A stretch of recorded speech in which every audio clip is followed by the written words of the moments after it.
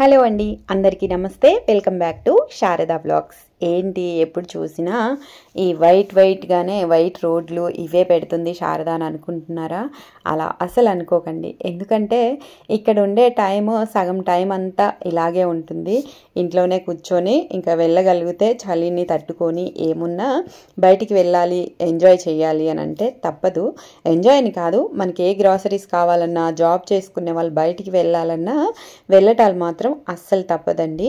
ఎందుకంటే ఇక్కడ 5 months summer లాగా బయట తిరగటం అలా ఉంటే 5 months అయితే కంపల్సరీ ఇలా స్నోతోనే ఇలా మబ్బులుగా అంటే చాలా లోన్లీగా చాలా ఇదిగా అనిపిస్తుంది కెనడాలో. అంటే మెయిన్ ఏంటంటే మనం బయట ఎక్కడో నాకు తెలియదు, కానీ ఇండియాలో పెరిగి ఇలాగే ఉంటుందేమో కొంచెం బోరింగ్గా. ఇందాకటి నుంచి వర్షం పడుతూ ఉంది. వర్షం వస్తూ వర్షంలోనే స్నో అలా పడిపోయింది. అసలు ఇక్కడ వెదర్ ఎప్పుడు ఎలా ఉంటుందో తెలియదు. కాకపోతే వెదర్ ఎలా ఉన్నా ఏమున్నా మన రొటీన్ మాత్రం ఇక్కడ అస్సలు ఆగదు. ఎవరి స్కూల్స్ ఆగవు, ఆఫీసులు ఆగవు, ఎవరి పనులు వాళ్ళకు ఉంటాయి.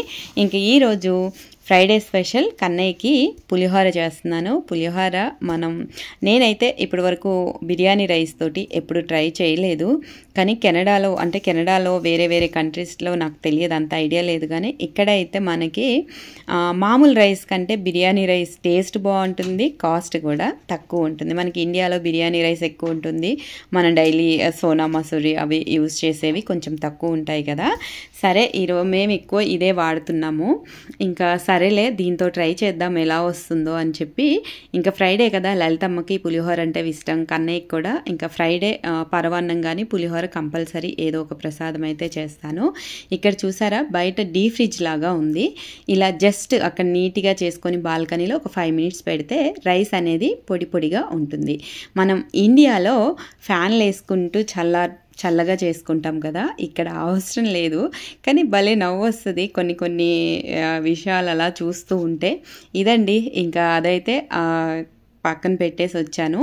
ఈలోగా చింతపండు పులుసు ఒక స్టవ్ మీద పెట్టేసి కొంచెం పోపు సామాన్లు, మినపప్పు, ఎండుమిర్చి, కరివేపాకు అన్నీ వేసుకొని మంచిగా వేగాక ఇది కూడా చల్లగా అయ్యే వరకు పక్కన పెట్టుకొని, ఇంకా రైస్ కూడా చల్లగా అయిపోయాక నేను ఇందాక చూసారు కదా తాంబూలం నిండా రైస్కి నాకు ఒక 100 grams చింతపండు అయితే పడుతుంది. చింతపండు పులిహోర కూడా మనం ఎన్ని వెరైటీస్ కావాలంటే అలా చేసుకోవచ్చు. కొంతమంది ఆవాల పిండి వేసుకుంటారు, కొంతమంది కొబ్బరి పొడి వేసుకుంటారు, కొంతమంది నువ్వు పొడి వేసుకుంటారు, కొంతమంది ఇడ్లీలో తినే కంది పొడి అలా కూడా వేసుకుంటారు. ఆవు పిండి వేసి చేస్తాను. ఈరోజు ఆవు పిండి వేయట్లేదు, మామూలుగానే చేస్తున్నాను. పల్లీలు అవన్నీ కొంచెం సిమ్లో పెట్టి దోరగా వేయించుకుంటే పులిహోర అనేది బాగుంటుంది. ఇదే పులిహోరని చింతపండు పులిహోర, చింతపండులోనే మనం పోపు సామాన్లు కూడా తాలింపేసి అలాగే కలిపేసి కూడా వేస్తారు. అంటే మనకు కొంచెం అమ్మమ్మలు, నానమ్మలు అలా చేసేవాళ్ళు. కొంతమంది అలా కూడా ఇష్టపడతారు. కొంతమంది పల్లీలు అవన్నీ పులుసులో మెత్తగా అయిపోతాయని అలా తినరు.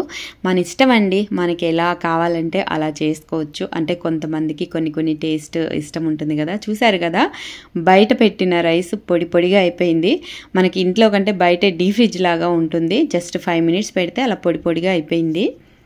ఇంకా దీంట్లో 100 grams చింతపండు అయితే కరెక్ట్గా సరిపోతుంది. అంటే కొలతలు తెలియని వాళ్ళకి కేజీ రైస్కి 100 grams చింతపండు మంచిగా సరిపోతుంది. నేనైతే అందాజగా వేసేస్తాను, కొలతలు ఎప్పుడు చూడను.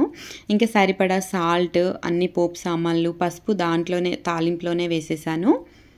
గరిటెతో కానీ చేయితో కానీ మంచిగా ఇలా కొంచెం పుల్లలు అంటే అవి రైస్ అనేది ఇరిగిపోకుండా ఉంటే చాలా బాగుంటుంది. టేస్ట్ ఎలా వస్తుందో అనుకున్నాను కానీ చాలా బాగా వచ్చింది.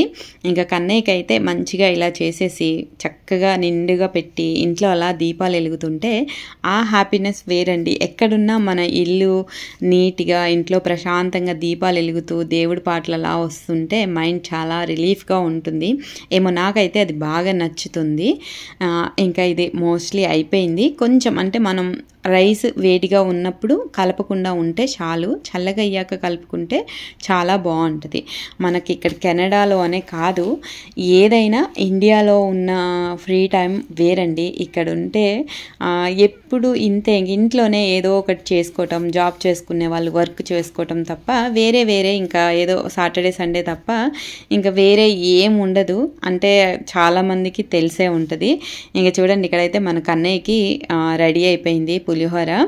ఇంకా ఇందాకే పూజ అయింది, చూశారు కదా స్టార్టింగ్లో. ఇంకా ఫస్ట్ నేను పాలు పెట్టేస్తాను, ఫ్రైడే కంపల్సరీ, ఎందుకంటే వైట్గా పాలు నైవేద్యం కంపల్సరీ కాబట్టి పాలు పెట్టేసి ఆ తర్వాత ఇలాగా ప్రసాదం ఏం చేస్తే అది పెడతాను. చూశారు కదా, పువ్వులు లేకుండా మనం ఎంత మంచిగా పూజ చేసినా ఆ కళ అయితే రాదు. ఎంత వెండి పువ్వులు, ఏ బంగారు పువ్వులు పెట్టినా దానికి ఉండేది దానికి ఉంటుంది ఆ కళ. ఇంక ఇక్కడ చూశారు కదా, ఇందాక స్నో వర్షం పడింది, మళ్ళీ ఇది అయ్యాక వంట చేస్తున్నాను. ఇంకా ఈలోగా పిల్లలు స్కూల్ నుంచి వచ్చారు.